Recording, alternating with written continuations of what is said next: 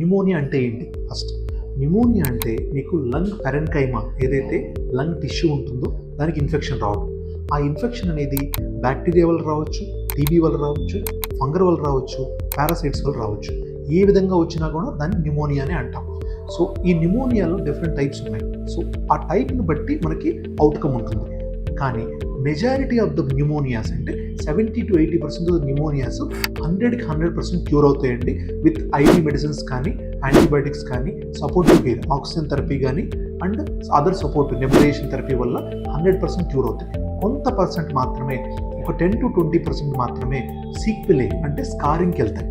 అది ఎందులో ఎక్కువ అయ్యే అవకాశం ఉంటుందంటే టీబీ న్యూమోనియా వల్ల ఎక్కువగా స్కారింగ్ వెళ్ళే అవకాశం ఉంటుంది. వేరే ఇమ్యూనో కాంప్రమైజ్డ్ పేషెంట్ 60 years కన్నా ఎక్కువ ఉన్నారు, అదర్ రిస్క్ ఫ్యాక్టర్స్ ఎక్కువ ఉన్నాయి బాడీలో, హార్ట్ డిసీజ్ కానీ కిడ్నీ డిసీజ్ ఉంది, వాళ్ళకి న్యూమోనియా కాంప్లికేషన్స్ వచ్చే అవకాశం ఎక్కువ.